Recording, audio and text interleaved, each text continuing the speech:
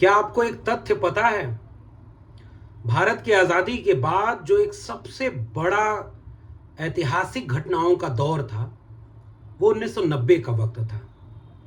1990 के वक्त में एक बहुत बड़े आंदोलन की गूंज पूरे देश में सुनाई दे रही थी।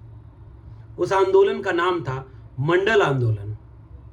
और क्रिस्टोफ जफले के शब्दों में कहें तो मंडल आंदोलन इंडिया साइलेंट रिवॉल्यूशन का दौर था, यानी भारत की एक मौन क्रांति। ऐसी क्रांति जो सामने से नहीं दिखी, मगर उसने क्रांति यानी आमूल चूल बदलाव की वो इबारत लिख दी जिसने इस देश को बदल कर रख दिया। मंडल आंदोलन इस देश की आधी से ज्यादा ओबीसी कही जाने वाली यानी 3743 वे जातियां जो अदर बैकवर्ड क्लास में मंडल कमीशन ने लिस्टेड की, उन जातियों के सवालों को केंद्र में रख करके आंदोलन खड़ा हुआ।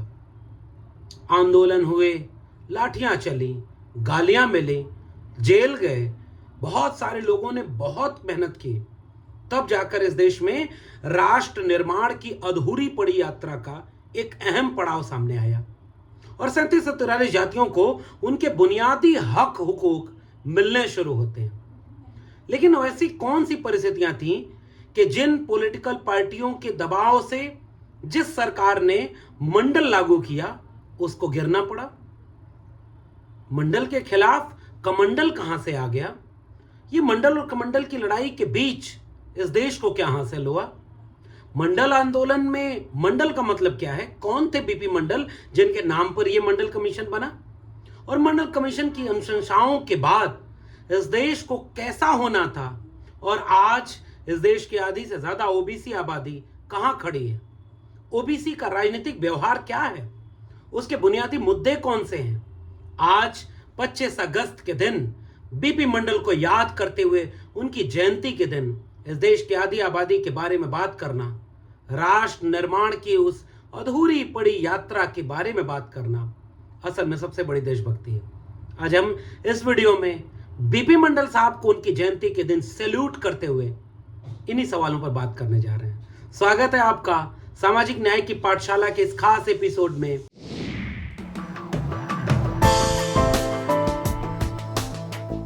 इतिहास की पुस्तकें जब तक सिलेबस में बदल न दी जाएं, सच्चे इतिहास को अपने घर तक पहुंचा लीजिएगा। जिस समाज के इतिहास की ज्ञान, इतिहास की जड़ें गहरी नहीं होती और इतिहास की जड़ें ये बताती हैं कि उस समाज की सामाजिक और सांस्कृतिक जड़ें गहरी नहीं होती, उनकी राजनीतिक जड़ें मजबूत नहीं हो पाती।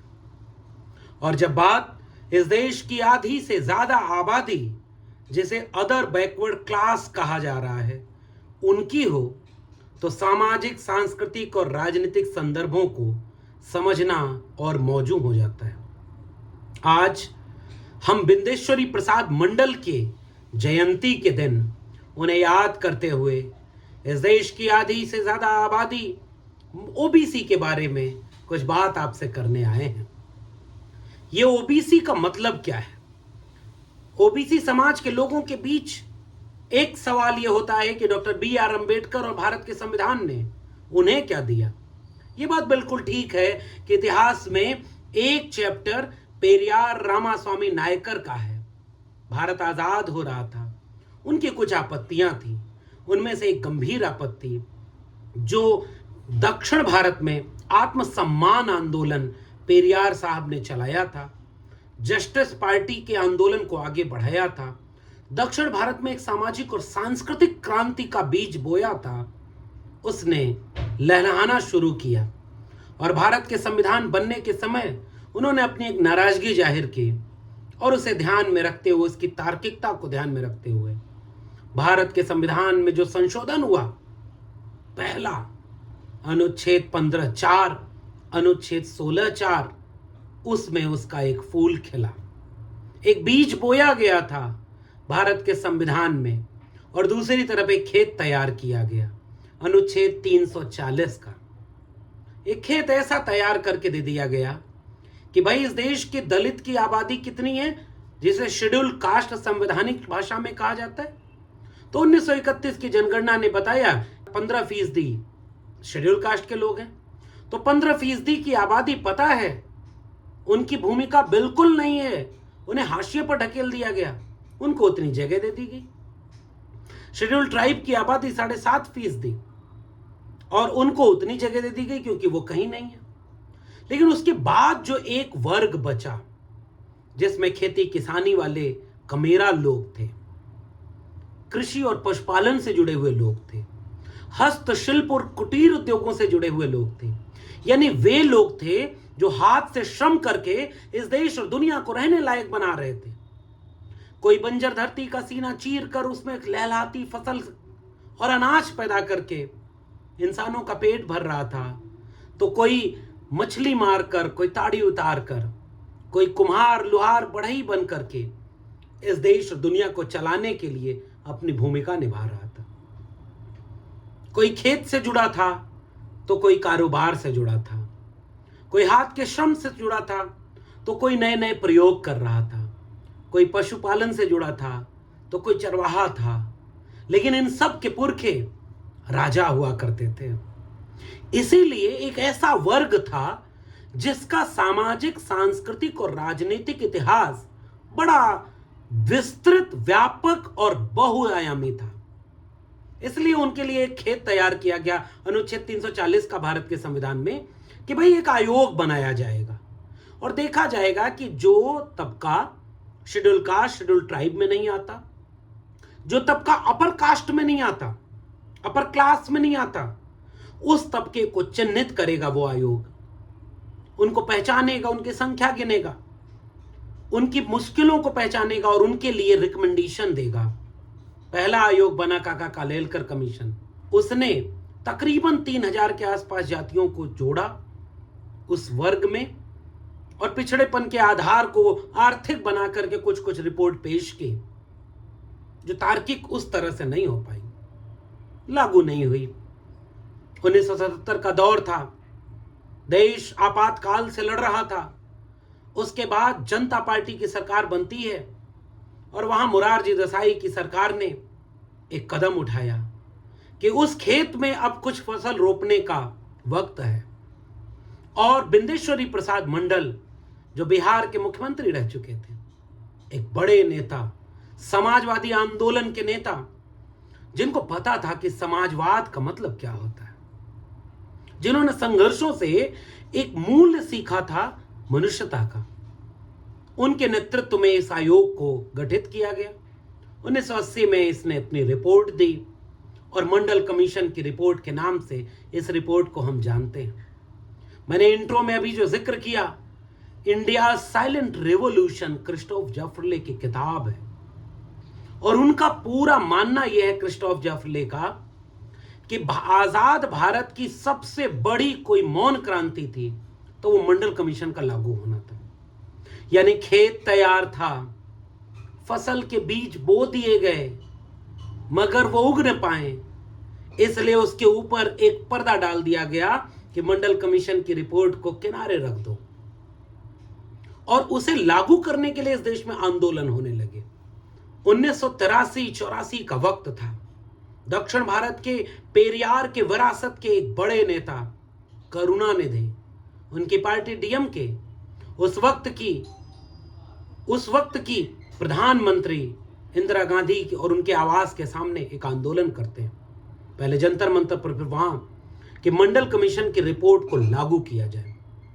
इंदिरा गांधी के आकस्मिक हत्या ने इस पूरे मामले को कुछ दिन के लिए ठंडे बस्ते में डाल दिया, लेकिन लगातार उत्तर से लेकर दक्षिण तक जो समाजवादी मूल्यों के नेता थे, जो समता व न्याय को पसंद करते थे, वे सारे लोगों ने लगातार एक मांग की कि मंडल कमीशन लागू करो वरना कुर्सी खाली करो। पता तो चले कि इस रिपोर्ट में क्या है और वो 3743 जातियां कौन। और उसके बाद एक आंदोलन के साथ 1990 का वक्त आता है। चाहे बहुजन समाज पार्टी के एक बड़े नेता मान्यवर कांशीराम हो कि जिसके जितनी संख्या भारी उसकी उतनी हिस्सेदारी के नारे हों, अब वोट हमारा राज तुम्हारा, नहीं चलेगा नहीं चलेगा के नारे हों, कि समाजवादी आंदोलन के नारे हों, 100 से कम न 1000 से ज्यादा, समाजवाद का यही तकाजा। मिटे गरीबी और अमीरी, मिटे चाकरी और मजबूरी। और एक समाजवादी मूल्यों के नेता हों, चाहे वो कर्पूरी ठाकुर जी हों, चाहे वो उत्तर प्रदेश में राम नरेश यादव हों, चाहे उसके बाद की श्रृंखला में आदरणीय लालू प्रसाद यादव जी, आदरणीय मुलायम सिंह यादव जी, आदरणीय नीतीश कुमार जी और आदरणीय रामविलास पासवान जी, मान्यवर कांशीराम, ये सारे नेताओं के फेहरिस्त, और मान्यवर शरद यादव जी और तमाम ऐसे लोग जो लड़ाई दक्षिण भारत में करुणानिधि लड़ रहे थे, तमाम समाजवादी लोग लड़ रहे थे। उस लड़ाई के बाद एक दिन आता है जब 6 अगस्त 1990 कि विश्वनाथ प्रताप सिंह, जो कुछ दिनों पहले तक इस देश में एक मसीहा के रूप में इसलिए मशहूर थे कि राजा नहीं फकीर है, देश की तकदीर है। राजा मांडा विश्वनाथ प्रताप सिंह एक नए उभरते हुए सितारे थे, लोगों की आंखों के तारे थे।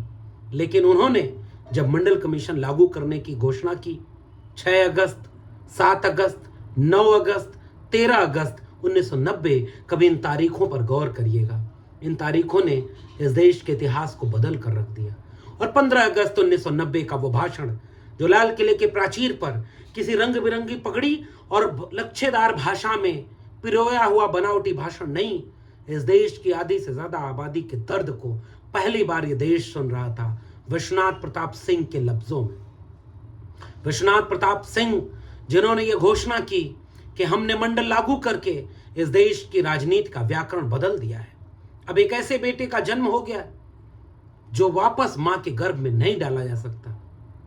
इस देश की आधी से ज्यादा आबादी जो अन्य पिछड़े वर्ग के युवाओं की है, उनको जो हक अधिकार नहीं मिले हैं, इन्हें आप बहुत दिनों तक गुस्सा शांत करके दबा नहीं सकते। एक दिन यह अंगार फूटता जब गरीब के आंख में आंसू जब तक आंख में रहते हैं तब तक वो आंसू रहते हैं, लेकिन जब वो आंख से फूटते हैं तो वो अंगार बन जाते हैं, और जब धरती पर गिरते हैं तो उससे इतना सैलाब आता है जो किसी के रोके नहीं रुकता। इस देश के युवाओं को उनका हक मिलना चाहिए, यानी मंडल लागू करने के लिए आंदोलन, ताकि इस देश की 3743 जातियों को एक अधिकार मिला, नौकरियों में 27% आरक्षण। बिंदेश्वरी प्रसाद मंडल की मंडल कमीशन की रिपोर्ट इतनी तर्क वैधानिकता से तैयार की गई थी।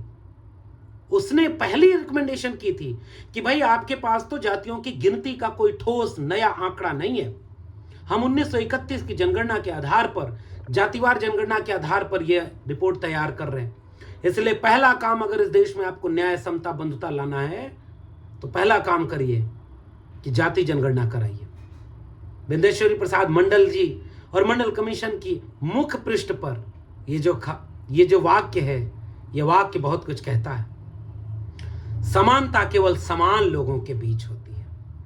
असमान लोगों के बीच अगर समानता की बात की जाए या समान नीतियां बनाई जाए तो वो कैसे असमानता को दूर नहीं करता बल्कि असमानता को कायम रखता है। इस तर्जुमे को मैं पिछले दिनों जब बिंदेश्वरी प्रसाद मंडल जी की अपनी जन्मभूमि, कर्मभूमि, बिहार के मधेपुरा की वो धरती और मुरहो वो जगह, और मुरहो स्टेट के पुराने समाजवादी नेता बिंदेश्वरी प्रसाद मंडल, वहां के लोगों ने आमंत्रित किया। उस गांव में जाती हुई ये सड़कें, ऐसा लगता था कि मुझे अपने इतिहास से जोड़ने के लिए आंखें पलक भावड़े बिछाए हुए मेरा स्वागत कर रही हैं। मन भीतर से भावुक हुआ जा रहा था। इन सड़कों से गुजरते हुए, इस इमारतों के बीच पहुंचते हुए, बिंदेश्वरी प्रसाद मंडल स्मारक स्थल के सामने पहुंचते हुए दिल की धड़कन तेज हो रही थी और दिमाग भीतर से भरा जा रहा था। और जैसे ही वहां के चाहने वाले मेरे लोगों ने उस स्थल तक मुझे लेकर पहुंचाया और मैंने हाथ में कुछ फूल दिए कि ये उनकी याद, ये इनके स्मृति का स्थल, जिस पर ये देखिए साफ तौर पर वो वाक्य लिखा हुआ है कि समानता केवल समान लोगों के बीच होती है, असमान लोगों के बीच तो असमानता की नीतियां बनानी ही पड़ेंगी। और ये पुष्प जब हमने इस स्थल पर रखा, ऐसा लगा कि वृक्ष के कोने पर हिलता डुलता एक कोमल सा, कमजोर सा पत्ता अपनी मजबूत जड़ से मिल रहा है। उस जड़ ने ऐसा लगा कि ताकत दी, और इस स्मृति स्थल पर मुझे ऐसा महसूस हुआ कि बिंदेश्वरी प्रसाद मंडल अगर कहीं यहाँ आसपास हैं तो मुझसे एक सवाल कर रहे हैं कि ये जो समान लोगों के बीच समानता और असमान लोगों की समानता को दूर करने की असमान नीति का मैंने जो बेगुल बजाया, मंडल कमीशन की सिफारिशों में मैंने 40 सिफारिशें जो सौंपी, मैंने एक मौन क्रांति का आगाज किया, मैंने राष्ट्र निर्माण की एक नई बुनियाद जो रच कर दी, आज तुम्हारे सामने वो कहां खड़ी है? ये सवाल मेरे कानों में गूंज रहे थे। और मुरहो स्टेट के आसपास मुझे लग रहा था कि बिंदेश्वरी प्रसाद मंडल इस देश की आधी से ज्यादा आबादी से अभी भी एक सवाल कर रहे हैं कि मैंने तो तुम्हें इतनी सिफारिशें दी कि बिना शैक्षणिक सुधार किए, शिक्षा में सुधार किए, शिक्षा का बजट बढ़ाए, सरकारी पैसे की शिक्षा किए, ओबीसी के लिए हर जिले में सरकारी हॉस्टल बनाए, हॉस्टल में ओबीसी को अलग से जगह देना, प्रौढ़ शिक्षा की बात करना, और शिक्षा क्रांति के आमूलचूल परिवर्तन किए बिना न तो ओबीसी का भला हो सकता है और न इस देश का भला हो सकता है। आज ये लड़ाई कहां खड़ी है? ऐसा लगा कि बिंदेश्वरी प्रसाद मंडल वहां मुझसे एक सवाल कर रहे हैं कि मैंने भूमि सुधार से लेकर के वित्तीय निगमों की स्थापना की जो तुम्हें एक रास्ता दे गया था, वो तुम्हारे देश को चलाने वाले लोगों ने उस रास्ते को कहां तक पहुंचाया? क्या उस पर यह देश चला? बिंदेश्वरी प्रसाद मंडल मुझसे पूछते हुए नजर आए कि देखो, जो 1 रुपए भी ले वो सरकारी संपत्ति है, प्राइवेट जैसा कुछ नहीं। और अगर सरकारी संपत्ति से कोई प्राइवेट संस्थान चल रहा है और प्राइवेट हो रहा है तो प्राइवेट सेक्टर में भी रिजर्वेशन लेना। क्या तुम रिजर्वेशन ले पाए? बिंदेश्वरी प्रसाद मंडल मुझसे पूछते हुए नजर आए कि मैंने लिख दिया था कि तुम प्रमोशन में रिजर्वेशन लेना, मैंने लिख दिया था कि जब 52% आबादी को अभी 50% की सीलिंग है तो 27% आरक्षण देकर जा रहा हूं, मगर तब तक ये न्याय पूरा नहीं होगा जब तक इनको आबादी के मुताबिक पूरा नहीं मिलेगा। तुम्हारे सामने ईडब्ल्यूएस रिजर्वेशन लागू हो गया, तुम्हारे सामने सुप्रीम कोर्ट कह रहा है कि अब 50% की कोई अपर लिमिट नहीं बची, तो क्या तुम 52% आरक्षण ले पाए जो मैं तुम्हें दे गया था? क्या उसे लागू करवा पाए? क्या प्रमोशन में आरक्षण ले पाए? क्या प्रमोशन में रिजर्वेशन ले पाए? क्या प्राइवेट सेक्टर में रिजर्वेशन ले पाए? मुझे लगा कि बिंदेश्वरी प्रसाद मंडल और तमाम समाजवादी आंदोलन के वे नेता जो जेल गए, लाठियां खाई, जिन्होंने तमाम मुसीबतें झेली, अपमान और जलालत सही, जातिवादी नेता करार दिए गए, उनका अपमान किया गया, मीडिया में बैठकर उनका चरित्र हनन किया गया, उनको अनपढ़, गंवार और जातिवादी कहा गया, क्या कुछ न झेल करके उन्होंने हमें यह बगिया सौंपी। और जिस दिन मंडल लागू हुआ, अनुच्छेद 340 के खेत में जो बीज पड़ा था पेरियार का, फूले का, डॉक्टर अंबेडकर का, जो बीज पड़ा था डॉक्टर राम मनोहर लोहिया का, जो बीज पड़ा था तमाम समाजवादी नेताओं का, 1990 में उसमें एक फसल आई। उन 2006 में आकर के जब हायर एजुकेशन और शिक्षा में रिजर्वेशन लागू हुआ ओबीसी का, तो उसमें एक दूसरी फसल आई। लेकिन 2 कोने पर ये जो छोटी छोटी फसलें आई और थोड़े से लोग उससे लाभान्वित हुए, उसके बाद जो बाकी खेत था उसका क्या हुआ? कौन जानवरों से तुम बचा पाए? क्या उस खेत में जो फसलों के अंकुर थे उनको कोई बुलडोजर से तो कोई दंगों से रौंद तो नहीं गया? बिंदेश्वरी प्रसाद मंडल मुझसे एक सवाल पूछते नजर आए, क्या तुम्हारे समाज के लोगों को यह पता है कि मंडल आंदोलन के विरोध में कमंडल लेकर आने वाले लोग कौन थे? कौन था जो मंडल का विरोध खोलकर न कर पाया तो उसने धर्म के दंगे में इस देश को झोंक दिया? कौन थे वो लोग? क्या आप उन्हें पहचानते? क्या तुम्हारे समाज के 52% आबादी के लोग ये बात पहचानते कि किसने उनके हक हुकूक की लड़ाई को, एक राष्ट्र निर्माण के आंदोलन को दंगाई और धार्मिक सांप्रदायिक भारत में तब्दील कर दिया? उनके धोखे को क्या आपके समाज के लोग पहचान पाए? मेरे पास इन सवालों के जवाब नहीं नजर आ रहे थे। मैं कैसे बीपी मंडल को यह जवाब दे पाता कि बीपी मंडल साहब, जिनके लिए आप इतना कुछ लिख कर गए और आपके दिखाए रास्ते पर चलकर इस देश के समाजवादी, अम्बेडकरवादी और न्यायवादी लोगों ने, संविधानवादी लोगों ने लाठी खाई, जेल गए, मुकदमे सहा, अपमान सहा, उन्हीं के वारिस उनकी लड़ाई को उतना भी नहीं बचा पा रहे हैं जितना आप सब दे कर गए थे। आप और आगे कहां लागू करने का सवाल कर रहे हैं? जो मिला था हमारे समाज के लोग वही नहीं बचा पा रहे। 2022-23 का भारत अब वहां पहुंच चुका है जहां इस देश के संविधान को बदलने की बात की जाती है, इस देश का ओबीसी चुप है। 2022-23 के भारत में खुलेआम धर्म और मंदिर मस्जिद के नाम पर इस देश में दंगा का माहौल बनाया जा रहा है। कांवड़ यात्रियों पर फूल बरसाए जा रहे हैं और शिक्षा मांगने पर लाठी बरसाई जा रही है। मगर इस देश की आधी आबादी मंडल कमीशन की इन सिफारिशों को भूल चुकी है, जिसमें शिक्षा की क्रांति की बात की गई थी। शायद मेरे भीतर से एक आवाज आ रही थी कि बीपी मंडल साहब, आपकी विरासत के वारिस अब नए नए वारिस पैदा हो गए। उन्होंने अपनी अपनी जातियों की राजनीतिक दल बना लिया और आपके आंदोलन और संघर्षों ने उन जातियों के भीतर इतना तो आत्मविश्वास दिया कि उनके नेता खड़े होकर देश की मीडिया में ललकारते हैं। हम जानते हैं कि चाहे कोई निषाद हो, राजभर हो, मल्लाह हो, चाहे कोई पटेल हो, चाहे यादव हो, चाहे तमाम पिछड़ी जातियों के कुमार, लुहार, नाई, मोची, मल्लाह और तमाम जातियों के 3743 जातियों के बीच का कोई एक नेता भी कहीं सांसद विधायक बनता होगा तो मुझे लगता होगा कि सबसे ज्यादा खुश आप होते होंगे कि वो चेतना 3743वीं जाति तक तो जा रही है। कोई नेता बनता होगा तो पूरे समाज में एक ऊर्जा पैदा होती है। मगर अफसोस जब आप ये नजर पर देखते होंगे कि आज वे नेता सिद्धांतों और उसूलों से समझौता करने की ओर जा रहे हैं। घर में भाई से झगड़ा हो तो जहर खा रहे हैं।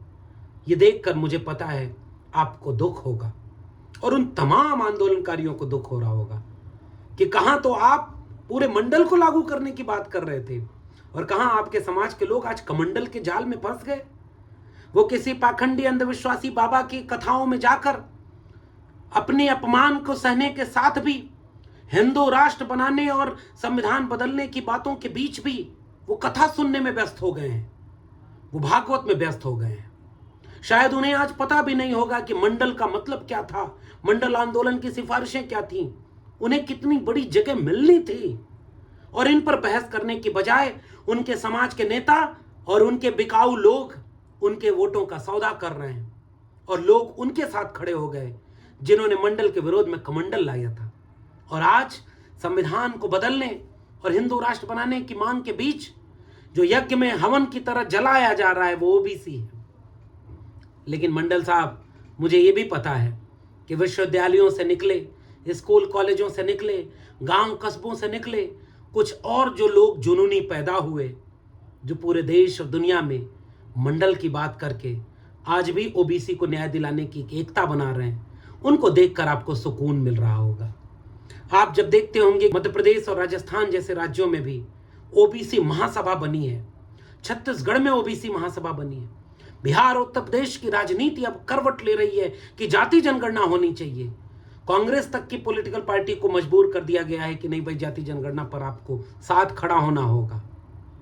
शायद आपको थोड़ा सुकून महसूस हो रहा होगा।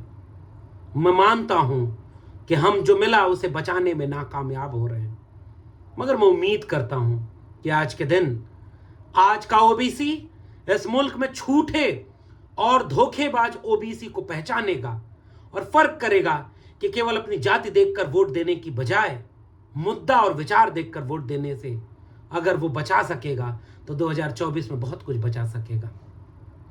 कुछ लोग आ गए बीपी मंडल साहब, जिन्होंने झूठा ओबीसी का नारा दिया, वोट लिया और पूरे समाज को मंदिर मस्जिद की लड़ाई में और मंदिर के नाम पर, अंधविश्वास और पाखंड के नाम पर झोंक दिया। यह हो रहा है आज के भारत में। मुझे उम्मीद है कि ये बातें जो आज ओबीसी है धीरे धीरे ही सही सुन रहा है, समझ रहा है। वो सवाल पूछना शुरू करेगा कि तुम अगर प्रधानमंत्री बनकर के ओबीसी हो मान्यवर, तो जाति जनगणना का विरोध क्यों कर रहे हो, जाति जनगणना करवा क्यों नहीं रहे हो? अगर आप ओबीसी हैं तो बताइए 340 लेटरल एंट्री के बाद जितने लोगों को आपने ज्वाइंट सेक्रेटरी बनाया उसमें कितने ओबीसी थे? आज देश के केंद्रीय विश्वविद्यालयों में कितने प्रोफेसर ओबीसी हैं, कितने वाइस चांसलर ओबीसी हैं, कितने ज्वाइंट सेक्रेटरी और कलेक्टर, डीएम, एसपी ओबीसी हैं, कितने ठेकेदार ओबीसी हैं, कितनी जमीन पर मालिकाना हक ओबीसी का है।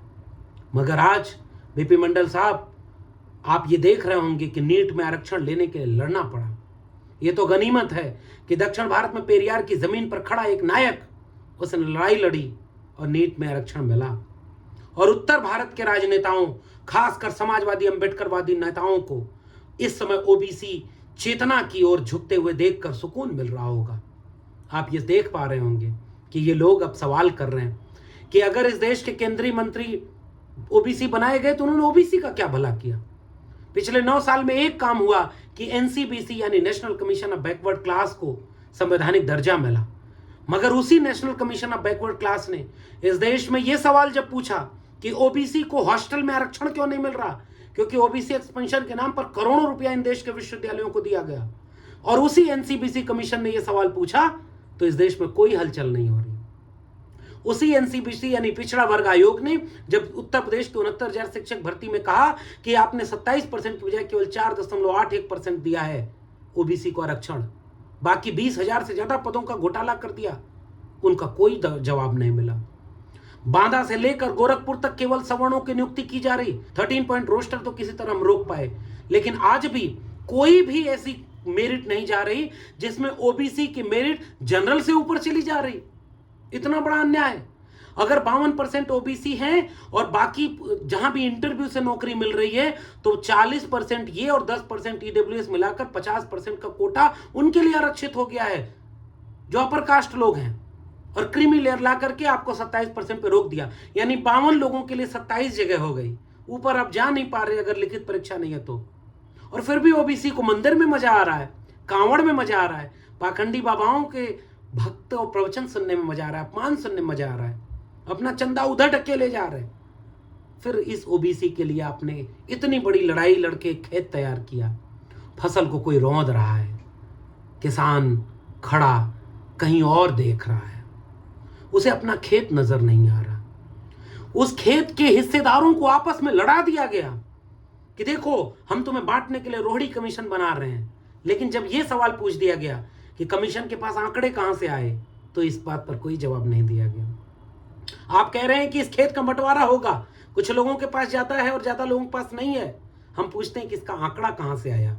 वो बंटवारा करने वाला कोई और है जो पूरे खेत पर उसकी नजर है, क्योंकि खेत के हिस्सेदारों को आपस में लड़ाकर वो फसल काट ले जा रहा है और हमारे किसान अपनी फसल नहीं काट पा रहे और ये बात नहीं समझ पा रहे कि जंग हारने का ये हुनर भी आजमाना चाहिए कि जंग अगर भाई से हो तो हार जाना चाहिए। जो मजबूत लोग थे उन्होंने गलतियां की, जो संख्या में ज्यादा थे उन्होंने लड़ाई तो लड़ी, कुछ चूक हो गई, नाक बड़ी दिल छोटा हो गया और थोड़ी सी एक खाई जो पैदा हुई, बाहर का पड़ोसी आकर के 2 बिल्लियों के हिस्से को बांटने के लिए बैठ गया और दोनों का हिस्सा खा गया, दोनों को लड़ा गया। कुछ गलती हमारी और फायदा उनका हुआ। खेत की फसल वो काट ले जा रहे, चाहे लेटरल एंट्री हो, चाहे जाति जनगणना हो, चाहे ईडब्ल्यूएस से ऊपर कट ऑफ ओबीसी हो, चाहे नियुक्तियों में केवल और केवल ओबीसी के बिना सारी नियुक्ति हो रही हो, चाहे कुलपति ओबीसी ना हो, चाहे ज्वाइंट सेक्रेटरी ओबीसी ना हो, चाहे बांदा से लेके गोरखपुर, डीयू से लेके जेएनयू में प्रोफेसर ना हो, फिर भी हम आपस में उलझे रह गए और कोई लोग हमारे जाति का वोट दिखाकर सौदा करते चले गए। बीपी मंडल साहब, आज आप होते तो ये देखकर अफसोस कर रहे होते कि आपका समाज कलम और किताब, संविधान और मंडल की बजाय कर्मकांड, अंधविश्वास, पाखंड में जा रहा, शिव चर्चा करा रहा, पूजा करा रहा, उसमें पैसा झोंक रहा और शिक्षा बर्बाद की जा रही, उसको चिंता नहीं। वो संविधान को बदलकर मनुस्मृति लागू करने वालों के साथ खड़ा है और जो उनके बीच के समाज के समझाने वाले हैं उनके साथ वो नहीं खड़ा हो पा रहा। मैं मानता हूं कि इस बात को देखकर आपको अफसोस हो रहा होगा, मगर शेर जंग गर के उस शेर के साथ कि हौसलों में फकत उतार सही, वक्त ज्यादा ही बेकरार सही, नाउम्मीदी से लाख बेहतर है एक उम्मीद दागदार सही। हम उम्मीद करते हैं कि मंडल की लड़ाई जाया नहीं होगी। हम ऐसा ख्याल और ख्वाहिश रखते हैं कि कमंडल पर मंडल भारी पड़ेगा और बस डर इतना है और खतरा ये है कि कहीं तब तक कमंडल मंडल की लहलाती फसलों को रौंद कर किसी बुलडोजर, किसी दंगा, किसी मंदिर मस्जिद की लड़ाई में इतना नुकसान न पहुंचा दे कि सालों साल लग जाए दोबारा इस खेत में कोई फसल बोने और पौधों को तैयार करने और फसल काटने में। कई पीढ़ियां लड़ी तो थोड़ा सा हासिल हुआ, और पीढ़ियों के लड़ने से जो हासिल हुआ वो चंद वर्षों में हाथ से लूटा जा रहा। हम सब आपस में लड़ करके बिखरे हुए चुपचाप तमाशा देख रहे हैं। कोई हमारे साथ चुप होकर तमाशा देख रहा कि बोलो मत, नहीं तो जेल हो जाएगी, मुकदमा हो जाएगा। और कोई हमारे खेमे से जाकर हमारे दुश्मन के खेमे में बैठकर दो चार और जानवरों को लुकार रहा, उस जाति वाले को टारगेट करो, सबसे ज्यादा हक इसने मार लिया है मेरा। और जब उस जाति को वो भेड़िया फसल लूट के ले गया तो क्या आपकी फसल छोड़ेगा? इस बातों को विचार करते हुए मैं उम्मीद करता हूं बीपी मंडल साहब, आपके संघर्षों और आप जैसे तमाम लोगों के जुनून से एक रोशनी जो जली है, हम उम्मीद करते हैं कि वो बुझेगी नहीं। सब फूट कमंडल जाएंगे, हम फिर से मंडल लाएंगे। आपको ये बातचीत कैसी लगी नीचे कमेंट बॉक्स में जरूर बताइएगा। बिंदेश्वरी प्रसाद मंडल साहब यानी बीपी मंडल को क्रांतिकारी सलाम, जय भीम, जय मंडल, जय संविधान बोलते हुए मैं आज की वीडियो यहीं खत्म कर रहा हूं। और आपके सुझाव जो हो नीचे कमेंट बॉक्स में दिखाइएगा। ये पैगाम अगर जरूरी लगे तो आवाम तक ले जाइए। जाग जाएं इससे पहले कि जागने लायक ही न बचे। बहुत बहुत धन्यवाद।